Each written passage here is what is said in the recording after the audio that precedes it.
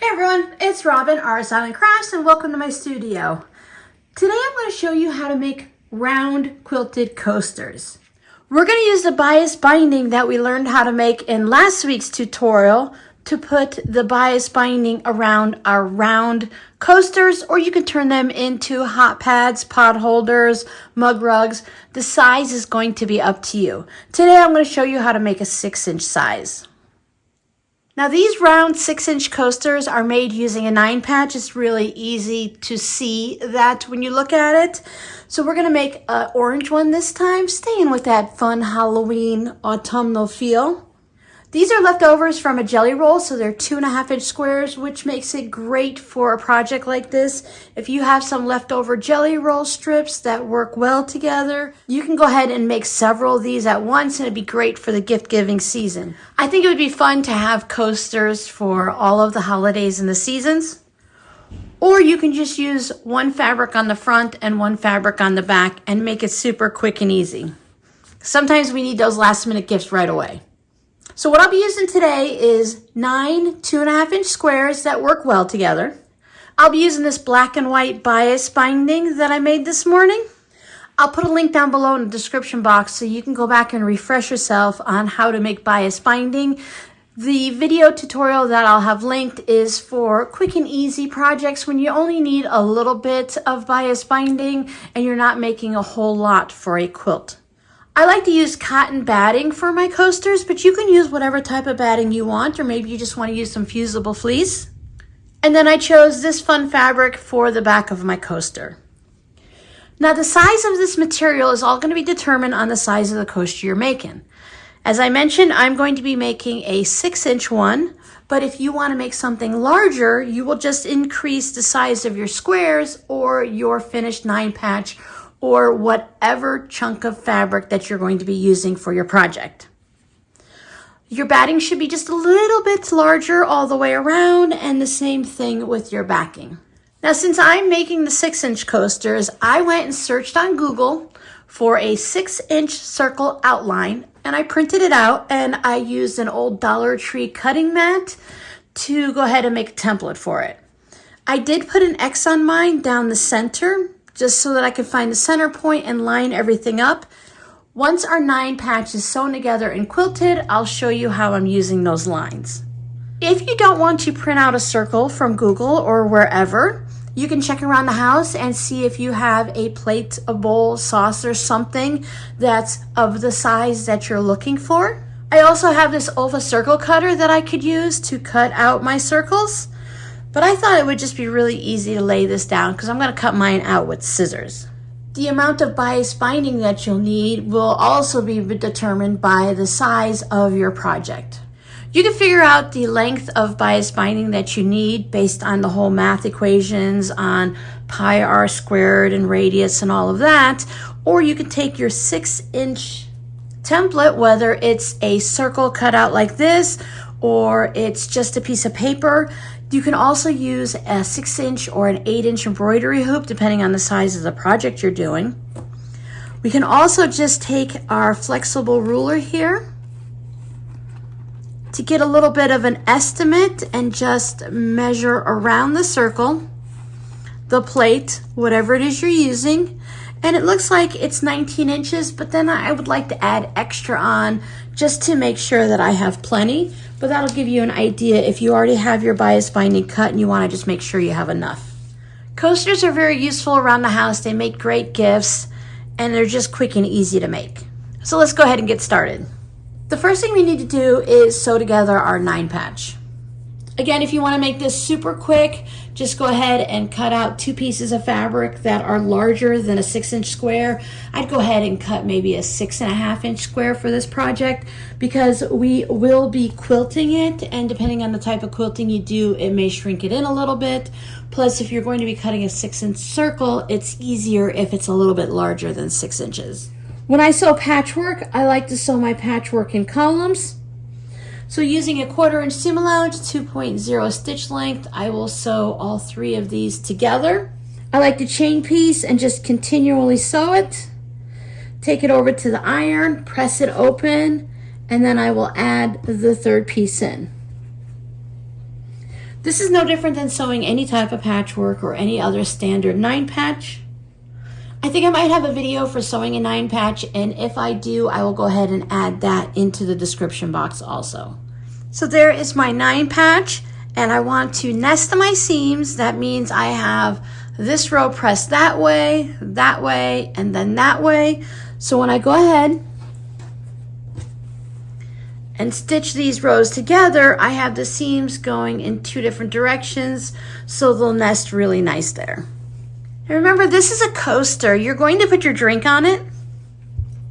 So if all of your seams don't match up perfectly, once you have a drink on it, or you put a little candle on it, or a candy dish, nobody's gonna see it if you have a little bit of a wonkiness going on.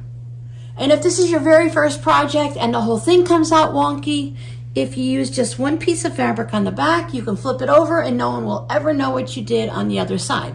There is my 9-patch. I think it's a really great project for beginners, for people who just want to do a little bit of quilting, but don't want to go full on and make a giant quilt or anything like that. People who like to play with fabric. And as a coaster, if you use cotton fabric of some form, something that's going to absorb the water, then I think you can make it out of just about any fabric you have. So if you want to use great grandpa's flannel shirt, or if you just want to use one of your old t-shirts or something like that, you can use most anything to make a coaster with. So I have my backing fabric and my batting. Now my batting is 100% cotton.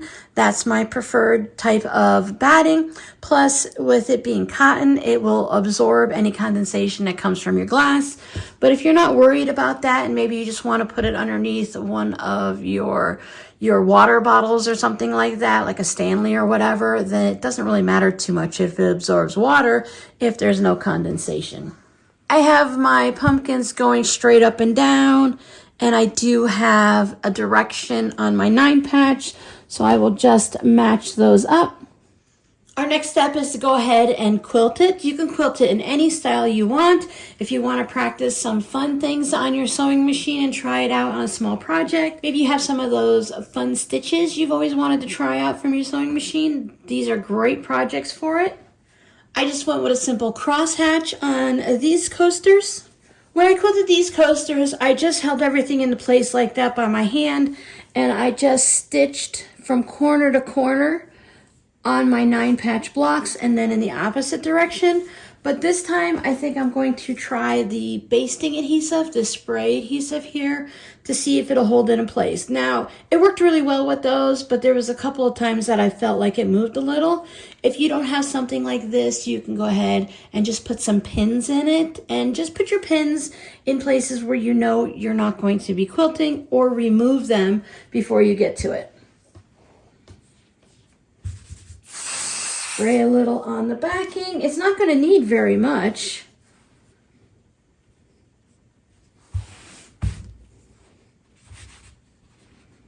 Then I'll spray some on the back of my 9-patch.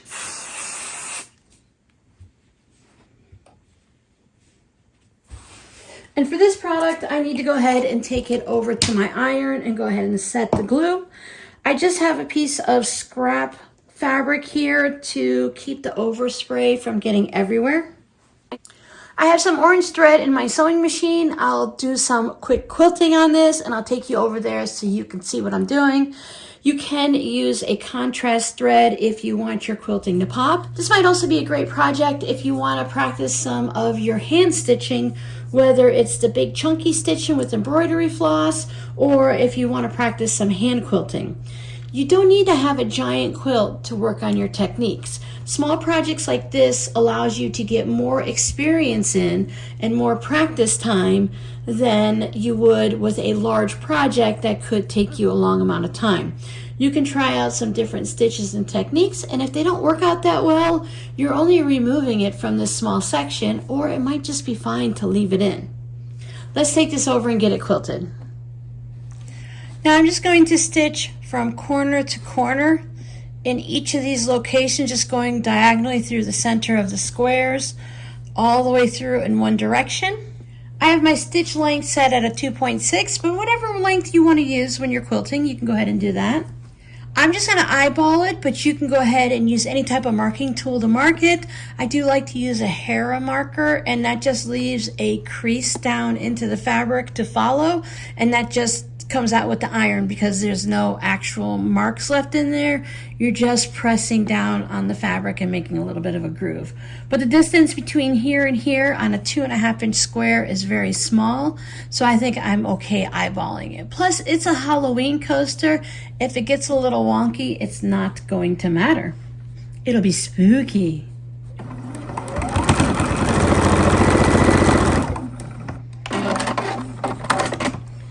For small projects like this, I'm just going to go in the same direction. I'm not going to worry about going this way and then that way. There's not going to be very much movement with this small bit of fabric here, so I'm not going to worry about it.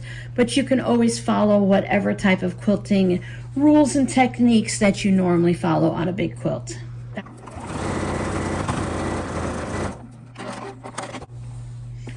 This is the longest part right here, so this is the one that I need to pay a little bit more attention to. And I'm just going to look ahead to where the next intersection is and just drive my machine right to there and then just keep going from section to section.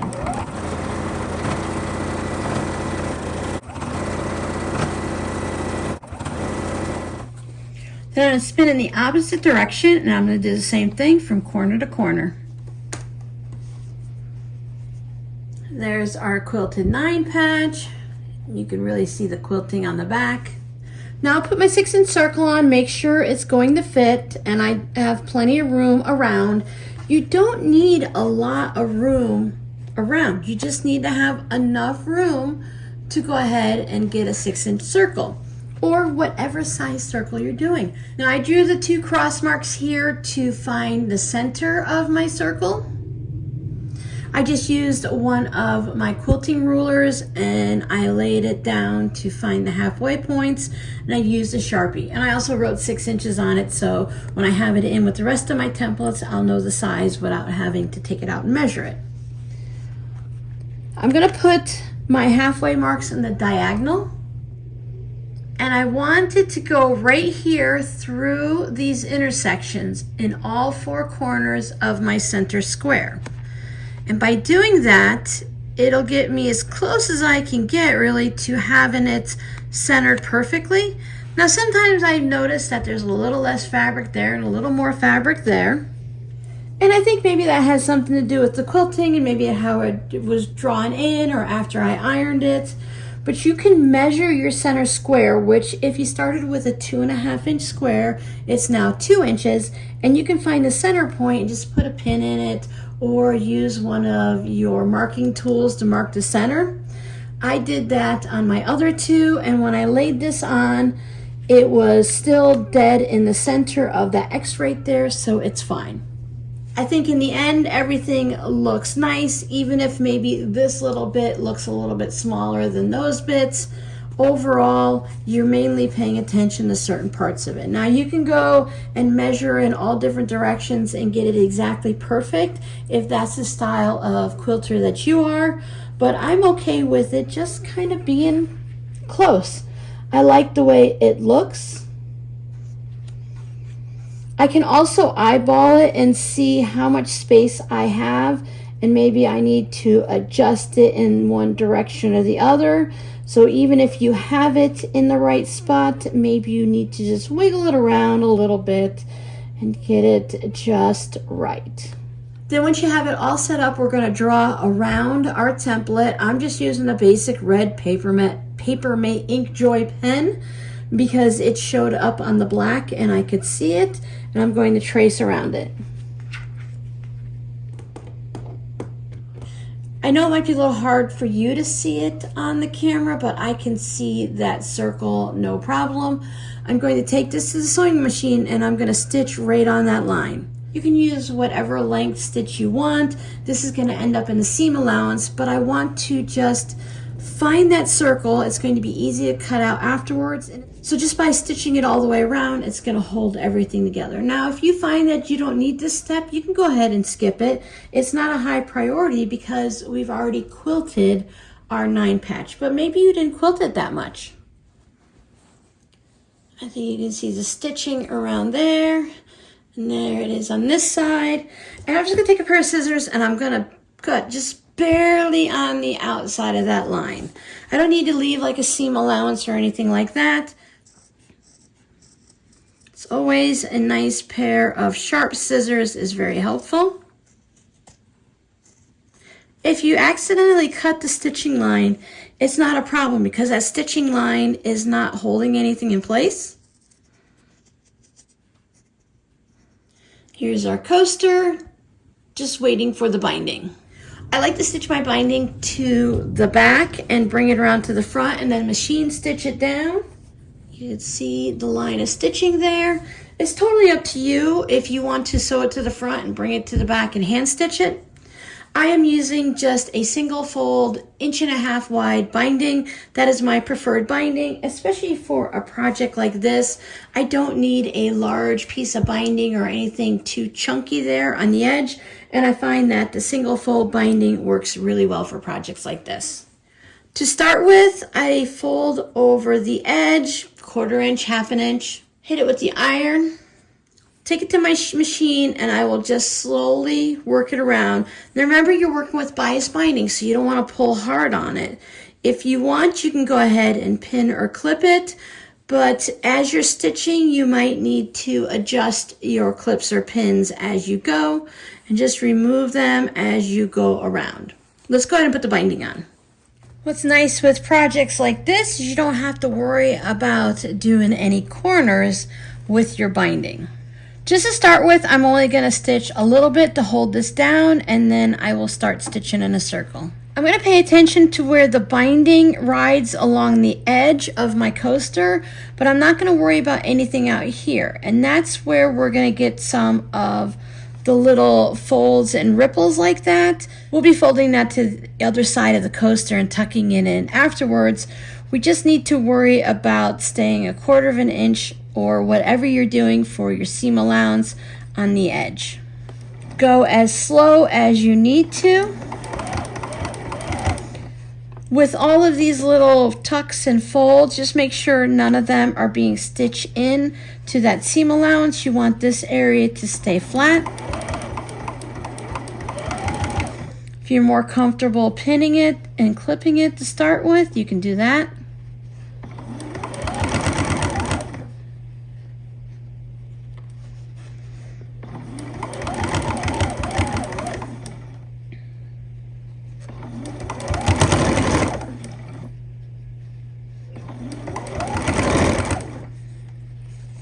We come back to the beginning, I'll just overlap it and trim off the excess. There's the front, there's the back. Now we want to bring our binding to the front. Normally when I'm doing the single fold binding, I will glue all the way around, but it's such a small project, I just use clips. It is making my coaster look like it's going to bowl a little bit. It's rounded up. Same thing happened with both of these, and they lay nice and flat now. After we get through the process, we'll give it a nice iron and just kind of give it a little bit of a tug all the way around, and it does settle down nicely. So we have the raw edge here, and I just tuck that in so that it comes right up along the edge there. You want to make sure your fold comes across that 1/4 inch stitch line. You can do this by hand as you're at the machine. I just put clips in.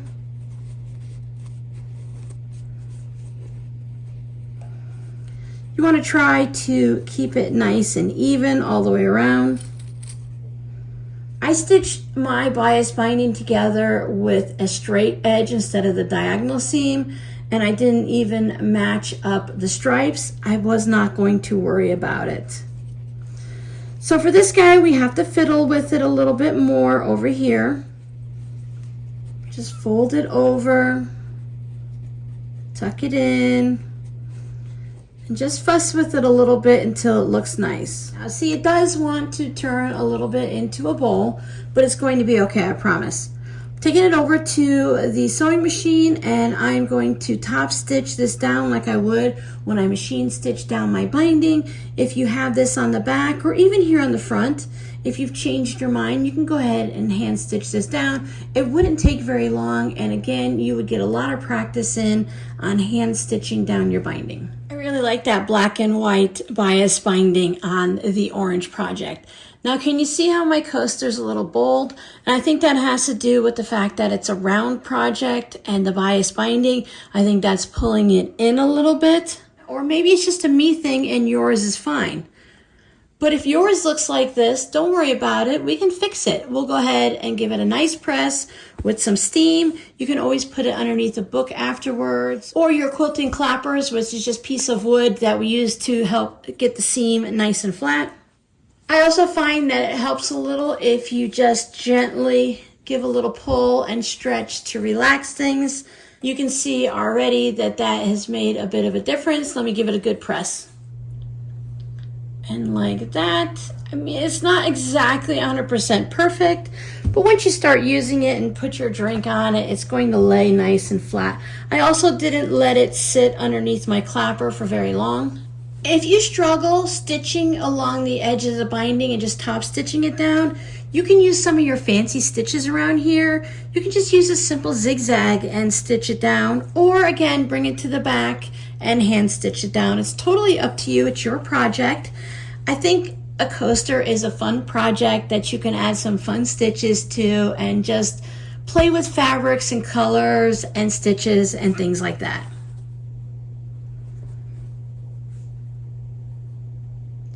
Your scrappy word for today is circle. Have you ever made a circle coaster using the bias binding? These are the first time that I've done it this way. I've done it using different techniques, but never using bias binding. I think I've only used bias binding maybe 3 or 4 times in my entire time making projects that need binding. So I hope you go ahead and try this out. Test it out for Halloween. It's a really small holiday. You won't have to leave the coasters out for very long. If you use an autumnal fabric on the back, you can flip it over and use it for the month of November, and then go ahead and make some for holiday gifts this year. Thank you so much for hanging out with me. Make sure you check out this video here or there. Check out the tutorial links down below in the description box, and I'll see you guys in the next video. Bye!